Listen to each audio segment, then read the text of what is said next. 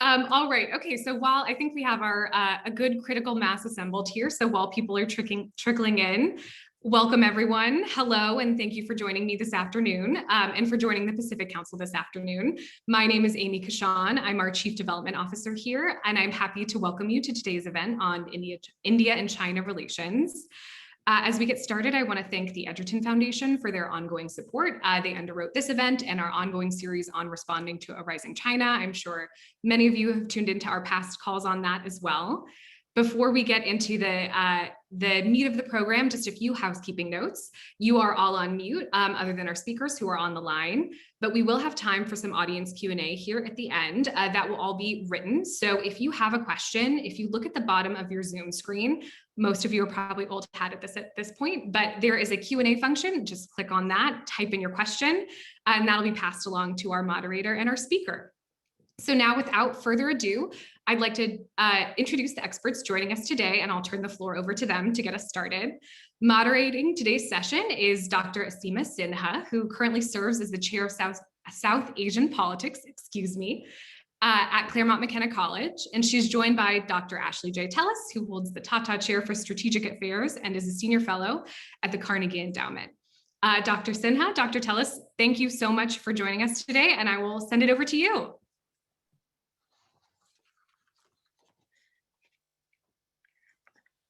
Hello, everyone. Thank you to Pacific Council for organizing this conversation and for inviting me. I also want to welcome all the audience members who are joining in. It's wonderful to moderate this conversation with Ashley Tellis. In April 2020, India found that China had constructed structures in a disputed area of Ladakh. Soon after, around 15th of June, clashes turned deadly. Soldiers fought with iron rods and clubs with barbed wires. India lost 20 soldiers, while China has admitted to 5 PLA deaths. While Galwan Valley is a new area of conflict, Depsang Valley in the north of Galwan Valley has also seen disputes in 2013 and 2015. So by now, multiple points along the Ladakh border have become conflictual. These disputes suggest that a regional power transition is underway. Perhaps it may be as tumultuous as a global power shift. Many observers note that India-China relations have entered a period of volatility and unpredictability. Even as US-China relations are becoming conflictual, this is evident in the developments in Taiwan Sea in the past few weeks. Now, this is in stark contrast from 2015, when many noted that India-China relations were stable. At that time, Prime Minister Modi had prioritized his relationship with China. The two leaders have visited each other's countries both formally and informally, despite flashpoints like the Doklam crisis in 2017. And some saw Prime Minister Modi's overtures to China as an example of Prime Minister Modi's foreign policy successes. The Modi government insisted that India's growing relationship with the United States was not at the cost of its relationship with China. So this sudden conflict in 2020 demolished some of these hopes and may have thrown a serious doubt over Modi's strategy towards China. From India's side, it created a serious trust deficit. From China's side, China's actions in Ladakh may alienate more countries and are a sign that China is adopting revisionist military actions. So this conflict has complex origins and will certainly have many domestic, regional, and global consequences. So I'm looking forward to talking with Ashley Tellis about some of these aspects, especially the origins and the consequences of the conflict last year. Ashley Tellis is not only a watcher of India-China relations, but also India-US relationship, and has a unique perspective. He's both a strategic thinker, but also has been a key actor who has influenced the trajectory of US-India relations. So let me turn to a conversation with him now and ask about a first set of questions. Winter is over, Ashley, and winter was supposed to test the military resolve of the two powers and their military capabilities. We are also approaching the 1-year anniversary of these conflicts. So if you can give us a little bit of an update about military developments on the ground and the status of the talks, and then we'll get started from there. Sure. Well, thank you, Asima. It's wonderful to be in this conversation with you. And let me start by also thanking Amy and the Pacific Council for hosting this event today. So let's take a few minutes to just look at the sequence of events. As you pointed out, in mid-June, there was a very serious clash in the Galwan Valley, which resulted in the loss of 23 Indian soldiers and some unknown number of Indian soldiers. The Galwan Valley clash was one of 4 areas where there were significant Chinese intrusions. In addition to Galwan, Chinese soldiers moved into Gogra, into the hot springs, and at the northern bank of the Pangong Tso. Now, the loss of life in the Galwan Valley was the first loss of life on the Sino-Indian border since 1975. So something had fundamentally changed for the Chinese to have taken these risks. Soon after that event, both countries focused their diplomatic efforts on getting a quick disengagement from Galwan itself. And in July of 2020, the armies, so a month after the physical clashes, the armies actually agreed to disengage. In August, however, the Indian Army upped the ante for the first time and moved into the southern bank of the Pangong Tso. So it's the southern bank of the lake where the Chinese were in presence on the northern side. And they did that in order to preempt what they thought might be a Chinese effort to occupy the southern bank. So for the first time, India actually moved proactively to seize territories of its own. Now, this had a catalyzing impact because now the Chinese had to deal with the reality of the Indians willing to take, a muscular stance in terms of protecting their own interests. In September, the foreign ministers of both sides met in Moscow, and they agreed that both sides would be committed henceforth to a policy of disengagement and eventually a withdrawal from the frontline positions. However, the disengagement and withdrawal did not actually happen until February of this year. And after the 10th meeting of the corps commanders on both sides, there was a mutual withdrawal agreement announced only in the Pangong Tso region. Both sides also announced a temporary moratorium on patrolling. So where do things stand right now? Right now, Chinese troops are still in place in the Gogra area, in the hot springs area, and in the Depsang Plains. Though I must just flag that the Chinese presence in Depsang predates the crisis which began in April and May last year. So it's useful to think of the Depsang issue as somewhat separate from the acute crises which occurred in Golwan, Golra, Hot Springs, and in Pangong Tso. So as things stand, there is still Chinese presence on Indian claimed territories. The forces on both sides have moved slightly away from the immediate front, but are present in strength in the depth positions. And both sides have pretty much stayed that way, through the winter, which is really surprising because India and China do not maintain troops in large strengths, on the mountain heights in the winter.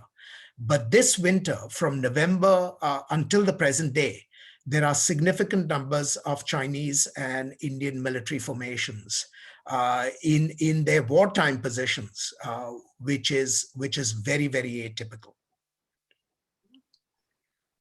So a quick follow-up. Do you think that India has insisted that there should be status quo restored? That has been the common refrain.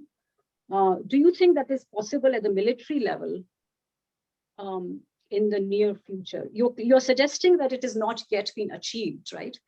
But status quo meaning going back to pre-April 2020 in the Galwan Valley and the middle of the border, not the Repson's plains, Yes. which was. So is the status quo going to be restored? Is there do you see any will from the Chinese side to restore the status quo or not? Well, if you were to ask me for my judgment, since we are talking about something that is yet to happen, I suspect the Chinese will not withdraw from the other areas besides Pangong So. So they've withdrawn from Pangong So, but I do not think they will withdraw from the other areas they've occupied. And the reason I think that is because the withdrawal that took place in Pangong So was really driven by their desire to get India to withdraw from territories that it had occupied. So India had leverage in that situation, which India does not have in the other areas. So my suspicion is that the Chinese will string this out for as long as possible, continue to have diplomatic engagements, but really do not disengage, even though they promised in principle at the September 2020 foreign ministers meeting that they would do so. In fact, India has made it the precondition. And the reasons for the diplomatic impasse, I think, can be summarized in the following way. The Indian position is that China should move back to the status quo ante in order for ties to be repaired. The Chinese position is that India should be satisfied with the Chinese withdrawal at Pangong So, should not make the demand for Chinese withdrawal from other areas a precondition for repairing ties. Instead, India and China should move straight away on repairing ties while leaving the dispute over Chinese intrusions, presumably to be resolved, somewhere down the line. So that's essentially where we are today. Yeah. Okay. So I want to ask a question about reassessment from the Indian side in terms of military capabilities, or maybe military experts may call it tactical. I saw a report that India has reoriented a Pakistan-facing strike corps from the Pakistan side towards China. So is India building up military capabilities to stay on for the whole year? Has it already tried to build that or transfer those military officers or infrastructure towards the China side? I mean, is there a buildup of India's capabilities facing China, especially on this border? Well, let me answer that first at a strategic level, and then I will talk about what is happening at the operational level. At the strategic level, the fundamental shift that has taken place is that India does not look at China anymore as just a competitor with whom it had to find ways to coexist. Instead, it looks at China now as an adversary that is prepared to change the status quo if necessary by force and by imposing high costs on India. So the big strategic shift is that whereas in the past, India was prepared to look for ways to coexist, today, India is in a position where it has no choice but to look actively at ways of defending its interests. So that is a fundamental shift. Now, how does that translate into dispositions on the ground? At one level, nothing has changed except for the fact that India today is maintaining forces in much greater strength, closer to the disputed boundaries than it usually does in peacetime. There is a standard procedure that India has maintained essentially in the last 20 years, which is to have forces present at some distance from the front line. Those frontline elements are reinforced when a crisis occurs. But usually both sides have not maintained large military formations in close proximity to each other because the terrain is extremely hostile, the altitude is extremely high, and the logistics are extremely burdensome if you have to maintain troops in large numbers at heights of 15,000 feet and above. Now, this winter, both China and India maintained large numbers of troops in division strength on the heights. So India has pushed in almost 3 new division equivalents in Eastern Ladakh since last year, and the Chinese have an equivalent number of forces there as well. But the longer term shifts are actually more interesting. As you point out, India has now begun to think seriously that the Sino-Indian border, which was a relatively quiet border, for at least about 25 years, could now become the source of active conflict. That is, it might begin to look more and more like the India-Pakistan border. And so India is not only thinking seriously about what it needs to defend them, it has also begun to start doing the military planning to shift forces that are routinely earmarked for Pakistan contingencies for possible reinforcement in the case of a conflict with China. And the data point that you flagged, the shift of first corps or one corps, which is one of India's 3 strike corps, which traditionally was maintained primarily against Pakistan, now making it a dual task formation, which will also be sort of earmarked for Chinese contingencies, to my mind, is only the beginning of what will be a long-term reorientation of Indian military capabilities vis-a-vis China. Okay, thank you for that. That's really in-depth and great. So since we are in India, let me actually ask a few other questions about India, especially about the strategic vision. I think, as you have mentioned in other interviews, that India has been quite cautious before this incident about seeming to ally with United States in an encircling. As I mentioned earlier too, it is kind of very careful to say that the relationship are not a zero-sum relationship. And some scholars have argued that India adopts hedging, Harsh Pant, and there is this notion of soft balancing also. So do you think that now India at a strategic level is moving more towards counterbalancing China, and therefore its hesitation about an alliance or greater closeness with the United States would be mitigated? Do you see some signs of a different strategic outlook from India? I think your judgment is absolutely on the mark. For the longest time, India was trying to craft a strategy which would maintain a close relationship with the United States, but without alienating China simultaneously. And that's really what explained traditional Indian conservatism. So India looked for opportunities to build the relationship with China where it could, without letting down its guard. And without letting down its guard entailed 2 things. It entailed internal balancing, so preparing some minimal capabilities in case relations with China went south. And external balancing was building up the relationship with the US without ever moving in the direction of an alliance, because India recognized that that would be both provocative to China and also unnecessary, since Sino-Indian relations seem to have reached a sort of equilibrium. I think the limits of that strategy are now being shown in very stark relief. And I don't think India has made a political decision to shift dramatically away from that strategy, because it's still trying to salvage whatever it can from the previous strategy. But I think they have begun to recognize that they can no longer take risks. They cannot simply count on China's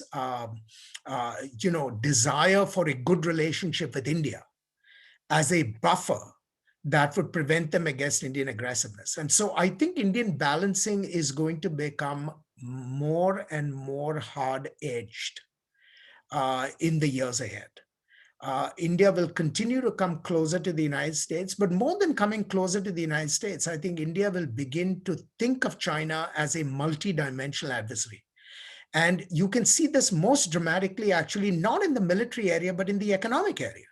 So, for example, India has put sharp brakes on what was looking like growing Sino-Indian economic interdependence. India has cut China out of all government procurement contracts. India has excluded Huawei from the 5G trials.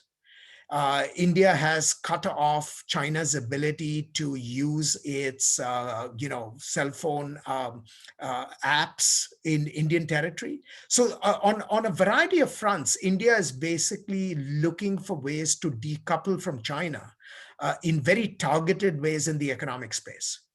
And you will find those counterparts also in the diplomatic space, and of course in the military space, which I talked about earlier.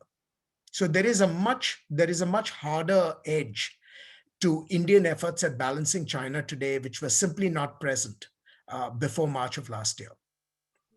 Okay. So I want to move on to China in a minute, but I have one last issue vis-a-vis India. The current COVID, second surge, how do you think it will affect India-China competition? The Chinese foreign minister and S. Jaishankar had a meeting a few weeks ago on it. And but how will it affect, and can China make use of it? Because it's offering help to India, but this shows India, in a bad light, but also will affect its economic potential. So any thoughts on how the COVID disaster will affect the India-China strategic competition? This is one of the two big questions for which there are no easy answers today. To my mind, the Chinese effort at providing COVID assistance in the midst of this crisis is nothing but an exercise in public diplomacy. It's a way of very subtly, humiliating India, showing that India does need, assistance from the outside and so on and so forth. But the longer term question is really the one you put your finger on, which is, will COVID create real disabilities to India's capacity to rise as an economic power? And unfortunately, it is very hard to answer that question with any degree of confidence. What we do know is that Indian economic growth will continue to slow for some time. It has already been slowing since at least 2017. Everyone was expecting before the second wave hit that India would be able to make some sort of a comeback in 2021. And even though it would not touch the pre-17 growth levels for at least another couple of years, it would be slowly sort of recovering, its pace its pace of growth. Now, with the second wave, I think all those predictions have gone awry. And so one must expect that India will not be able to reach its pre-2017 economic growth rates in any sustained way for at least another 2 years. And that is a very optimistic reading. China, on the other hand, seems to have bounced back. So if we are to hazard some predictions right now, what I would say is that China certainly has the advantage. It seems to have beaten back COVID after its own first wave. It has recovered its economic growth quite impressively, whereas India still seems to be, at the nadir at the moment, and is not likely to reach its pre-COVID growth levels for at least another 2 years, which means that the delta between Chinese economic strength and Indian economic strength will only grow wider for at least the next 2 to 3 years. And that cannot be a consoling reality for anyone in New Delhi. And also for the US, although I want to get to the China's motivations, returning to a little bit back. There is some dispute about why China focused on this Galwan Valley area in a sudden manner. Some scholars argue that this is part of a larger structural trend. You argued that Article 370, the abrogation of Article 370 in 2019 played a role. Is there more evidence for us to sort that out? Why did China do this? Is it just taking advantage of an opportunity and hoping that India will not push back? How do you see China's motivations? It's going to be very hard to answer this question with any degree of confidence because Chinese decision making on all these issues is extraordinarily opaque. The three hypotheses that were advanced at the time in April of last year was that one, China was reacting to the Indian infrastructure buildup. Right. The second was that this was simply part and parcel of China's wider assertiveness. And then the third argument that I made was that China was reacting to some domestic developments in India, of which Article 370 was only a part. When I look back at the evidence, 1 year later, I still find it hard to believe that India's infrastructure modernization precipitated this action, simply because India's infrastructure modernization has been underway for years. It's not a new development. Yeah, I also don't think of this as simply part of wider Chinese assertiveness. I think there were very clear efforts that China was making to signal out to India on very specific issues. And the two or three things were, one was a general discomfort with India's gradual shift towards the West, and in particular the United States. A gradual discomfort with India's opposition to important Chinese priorities like the Belt and Road Initiative. India was one of the few Asian countries that actually led the charge. And then I saw the events around Article 370 as really precipitating or catalyzing this Chinese discomfort. So what does Article 370 and the developments around Article 370, like Amit Shah's speech in Parliament and so on and so forth, what does that explain? At best, I think it explains timing, but it's not necessarily a self-sufficient cause, because the causes are really structural. And they have to do with the larger sources of Sino-Indian competition, both bilaterally and in Asia. And in that sense, 370 was really a spark that triggered off something in Beijing, which compelled them to sort of use the opportunity to, as Deng Xiaoping once famously put it, teach India a lesson, or teach the adversary a lesson. But we will never know. What the precise judgments that motivated the decision making in Beijing were, except for the fact that there was a growing discomfort with Indian policy in the last several years, and that discomfort was both in its external policies as well as its domestic policies. So now, in terms of consequences for China, do you think that this conflict has positive or negative, in the sense that, it looks like China's strategic vision is centered on its eastern flank, and it requires stability on the western border. Some China's experts might argue that. And now China has, also created a double front problem for itself. And so how do you see the consequences, on China's strategic interest and their challenges? Well, I don't see very deleterious consequences for China in the near term. And let me explain that by offering two or three thoughts here.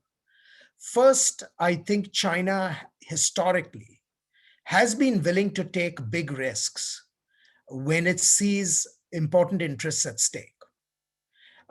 China did that during the Korean War.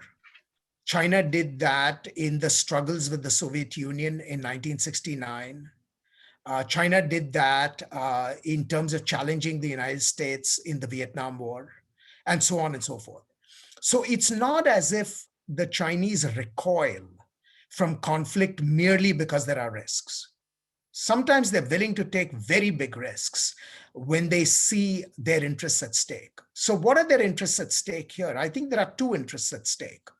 One is they see this as a great opportunity to put India in its place, to establish the hierarchy of power and prestige in Asia in ways that would be humiliating to India.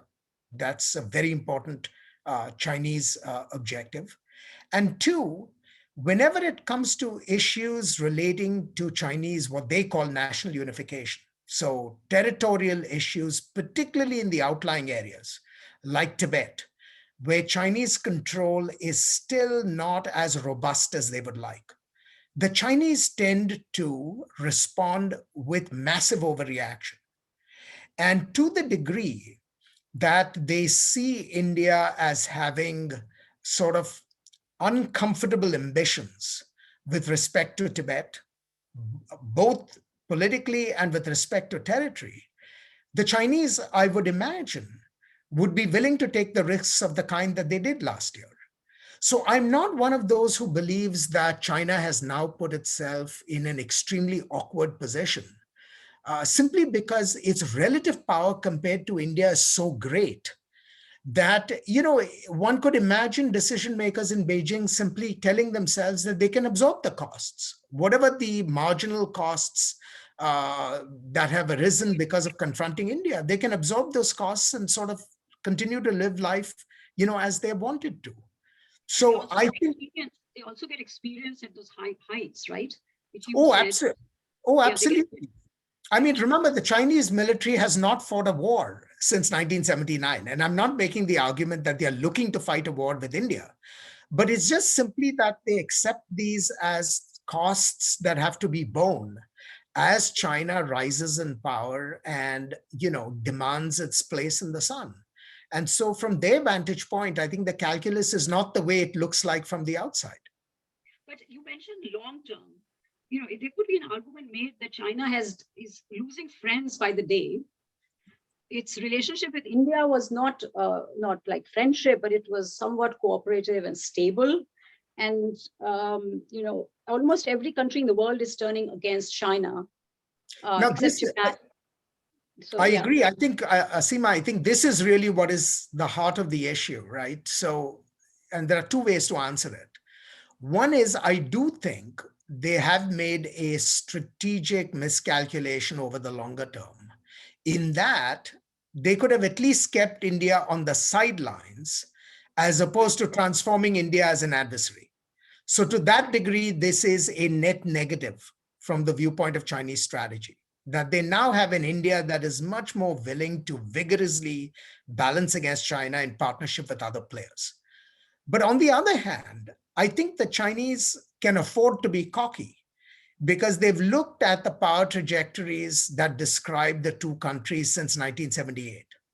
And they have seen the Chinese power trajectory being transformed far more dramatically and far more decisively than India's.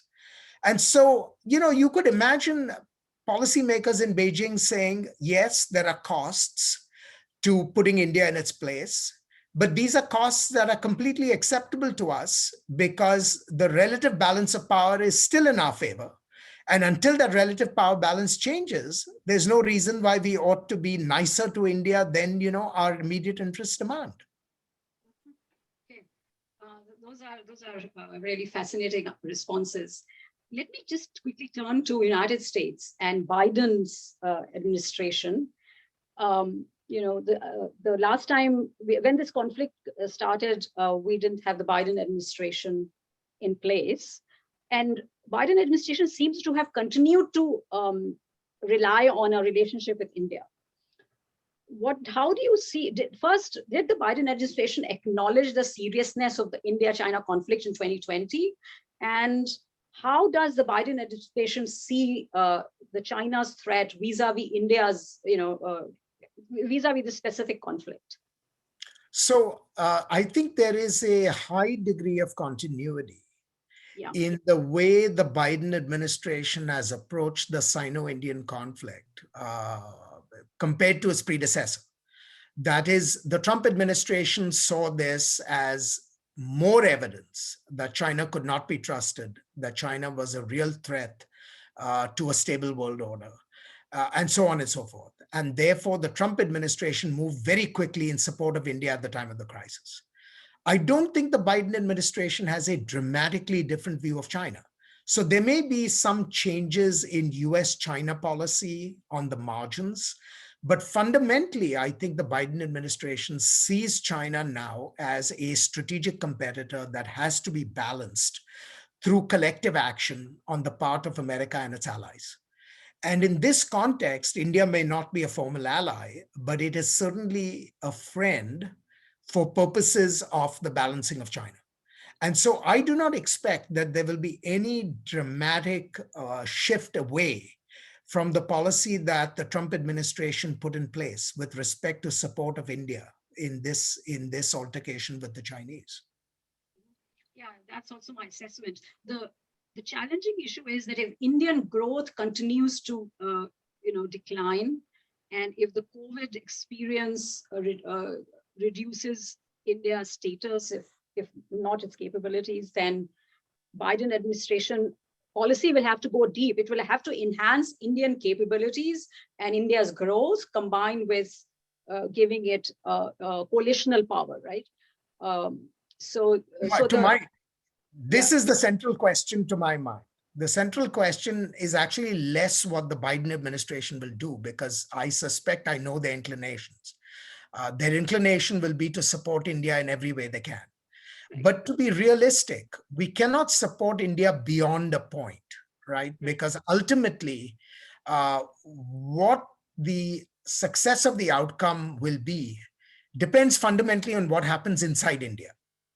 And that goes to the question of, can India sort of recover, its economic dynamism that we saw so vividly after the 1991 reforms?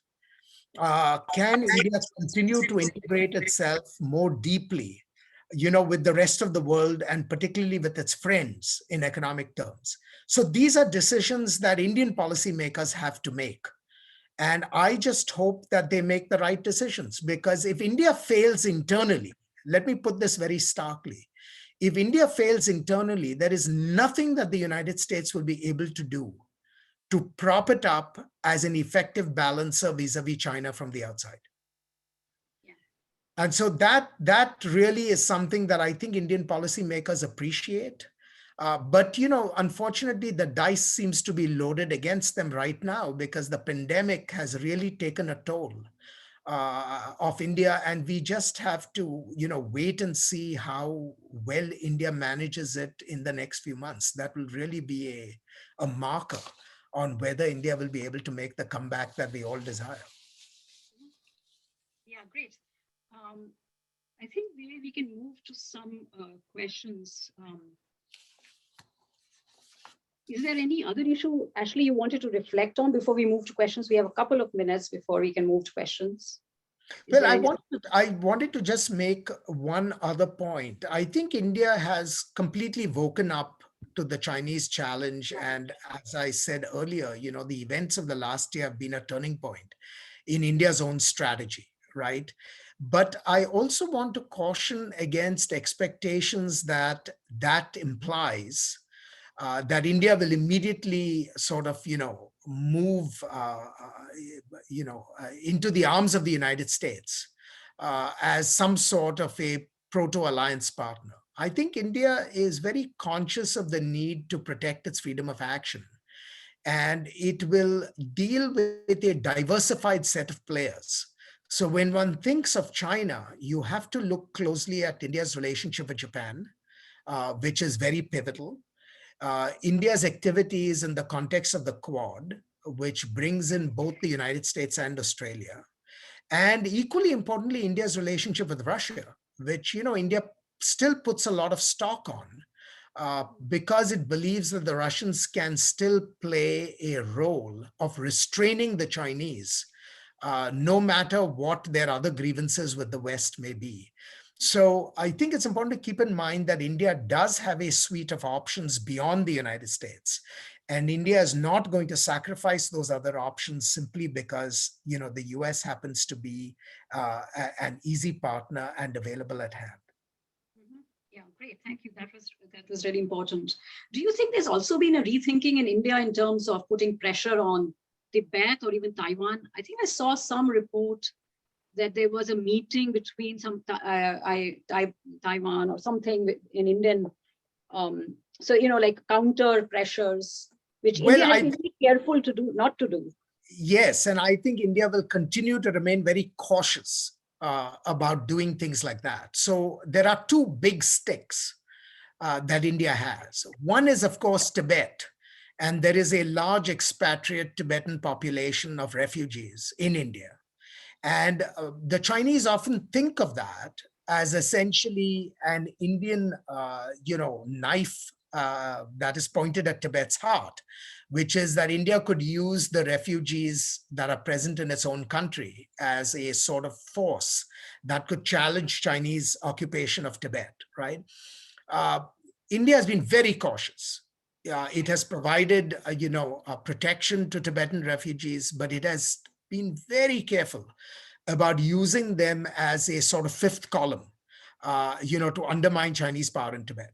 And the same is true for Taiwan. India can build a deeper relationship with Taiwan, which would really drive, Beijing up the wall. And in recent times, people have talked about the idea of India sort of doubling down on the investment in Taiwan. I think India will continue to deepen its relations with Taiwan, but will try and do it as non-provocatively as possible, because it recognizes what the consequences of a too transparent Taiwan policy, would be for Sino-Indian relations. Because remember, even China has cards to play, right?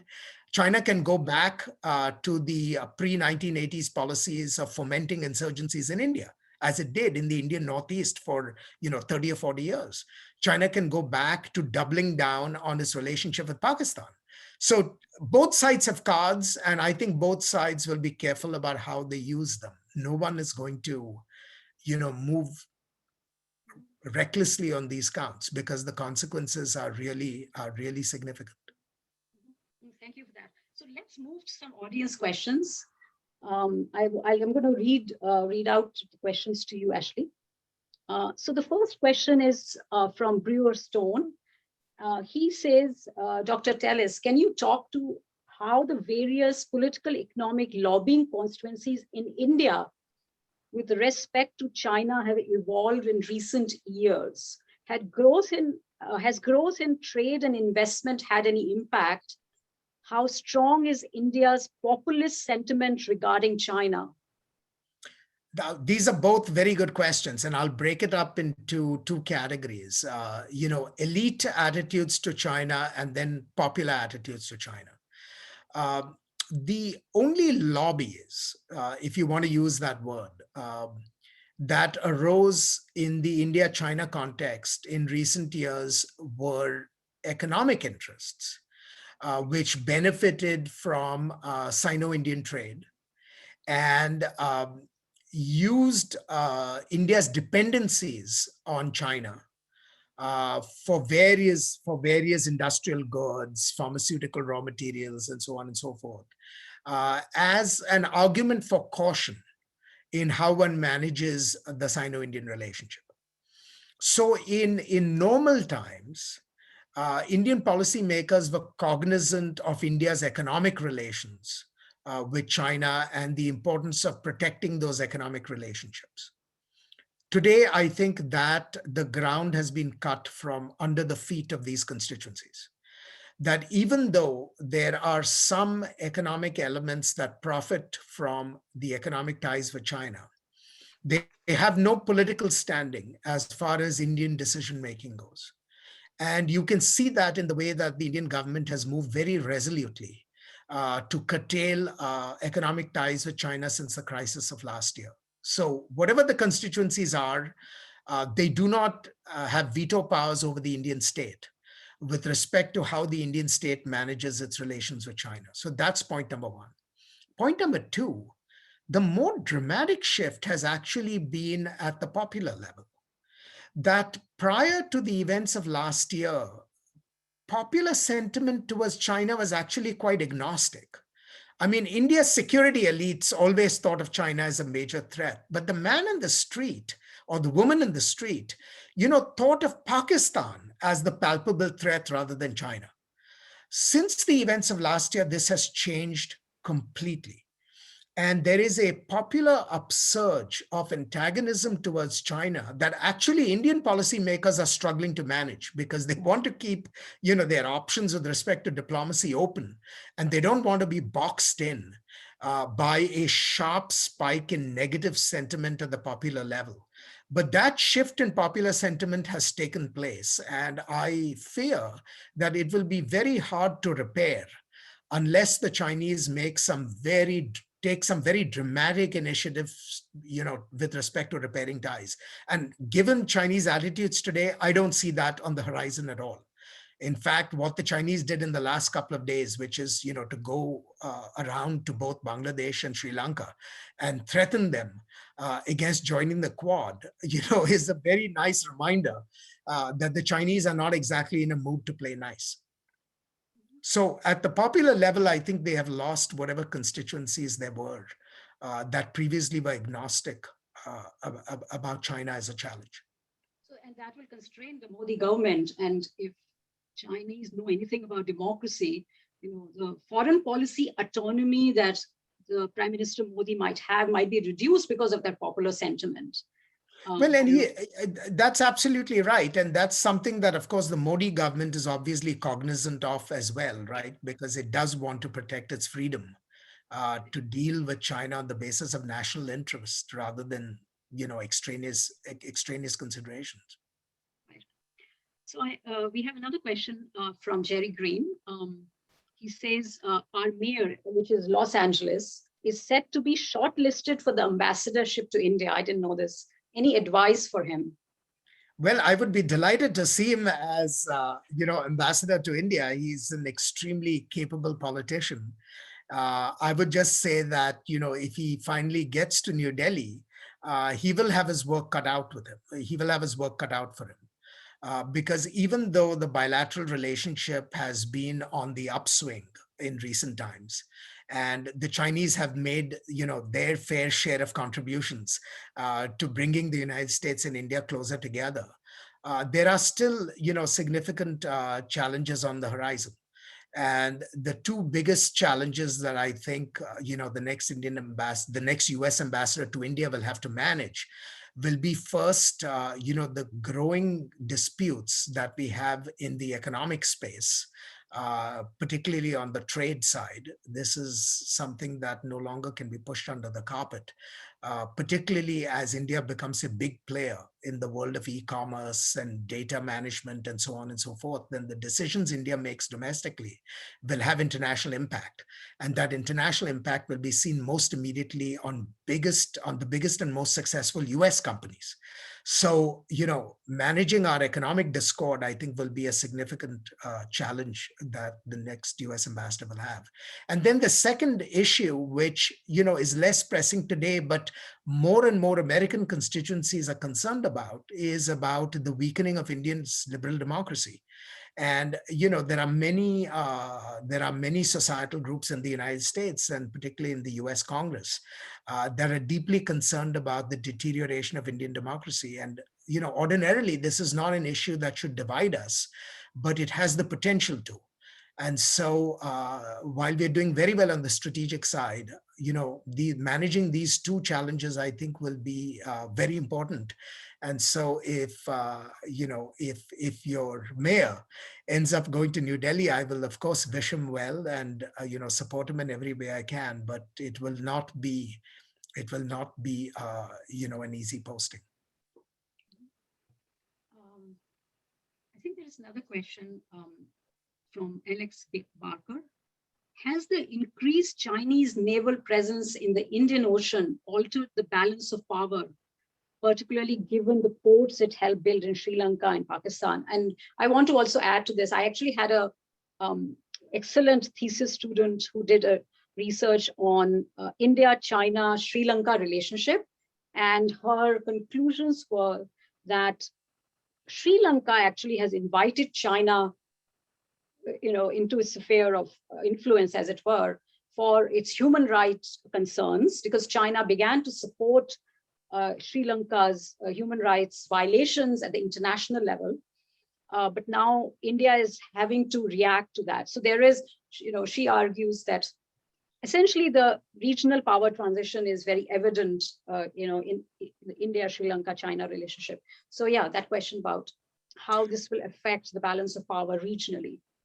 Well, the Sri Lanka case is actually fascinating because in some ways it's emblematic of the reactions of many of the smaller countries on India's periphery, right? They make their decisions based on what the best interests of the regime demand at any given point in time. And the Rajapaksa government, when it was in office last, almost took Sri Lanka into China's sphere of influence because the Chinese were astute enough, not to let disagreements about human rights and, the destruction of the Tamil population come in the way of, transforming Sri Lanka into a satellite state if they could get away with it. India has become, I think, much more flexible in how it deals with its neighbors, precisely because it recognizes that it has to play the role of a benevolent hegemon. I mean, India is hegemonic in South Asia, but a tough-nosed policy does not always get you what you want. And so I think India has been very smart in the way that it has managed relations with Bangladesh, with the way it is now managing relations with Sri Lanka, with the way it's handling the crisis in Nepal. And that's all to the good. That's all to the good. But on your larger question about China's new presence in the Indian Ocean, I think this is a very serious challenge, and in many ways, the most important long-term challenge for India. India has been familiar with a Chinese threat to its land borders for a long time. It knows how to deal with that. And it has had experience since 1962 in planning for it. The Chinese presence in the Indian Ocean is new. And it promises not to go away, at least not in the foreseeable future. And so India is now faced with the challenge of having a Chinese penetration in what was previously a very secure backyard. And it has to deal with the realities of this Chinese penetration, which come in two ways, right? It's not simply naval penetration, because if it was a purely military threat, I think India would have found ways to deal with it, as it will. The problem is that the naval threat is complemented by a deep economic penetration. And when you talk of economic penetration, that's where India's weaknesses are seen in sharpest relief, because India does not have the deep pockets that the Chinese do. And therefore, competing with China in economic terms around the entire periphery of the Indian Ocean, I'm not talking of just, the periphery close to India, but all the way from, the east coast of Africa in the west to Southeast Asia, in the east. This is an enormously resource-intensive enterprise. The Chinese have the resources. They can buy regimes.